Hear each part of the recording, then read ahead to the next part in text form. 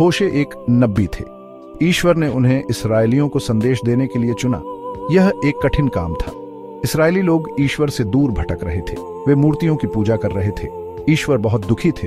होशे को एक अनोखा काम सौंपा गया। ईश्वर ने उन्हें गोमेर से शादी करने को कहा।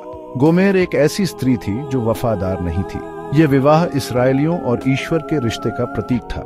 ईश्वर इस्राएलियों से बहुत प्रेम करते थे, लेकिन इस्राएली बार बार उनसे दूर चले जाते थे। वे झूठे देवताओं की पूजा करते थे। वे ईश्वर को भूल गए थे। होशे और गोमेर की कहानी हमें ईश्वर के प्रेम और क्षमा की याद दिलाती है।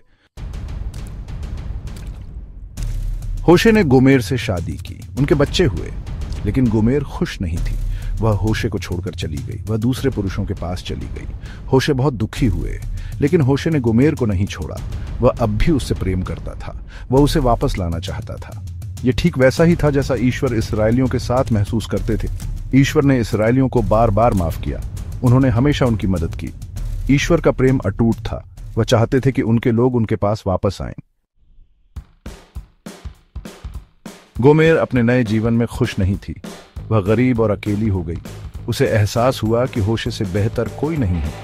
उसे अपने पापों का पछतावा हुआ। गोमेर ने होशे को याद किया। उसे होशे के प्रेम की याद आई। वह जानती थी कि होशे ही एकमात्र ऐसे व्यक्ति हैं जो उसे माफ कर सकते हैं। गोमेर को उम्मीद थी कि होशे उसे वापस स्वीकार कर लेंगे। इस्राएली भी मुसीबत में पड़ गए थे। दूसरे देशों ने उन पर हमला किया। वे दुखी और हताश थे। तब उन्हें ईश्वर की याद आई। होशे ने गोमेर को माफ कर दिया। वह उसे वापस घर ले आया। उसने उसे फिर से अपना लिया। यह देखकर लोगों को हैरानी हुई, लेकिन होशे ने कहा कि यह ईश्वर का प्रेम है। ईश्वर भी हमें माफ करना चाहते हैं। हमें बस इतना करना है कि हम उनसे क्षमा मांगे। हमें अपने पापों को स्वीकार करना होगा और हमें उनके पास वापस लौटना होगा। ईश्वर हमेशा हमारा इंतजार कर रहे हैं। उनका प्रेम कभी खत्म नहीं होता।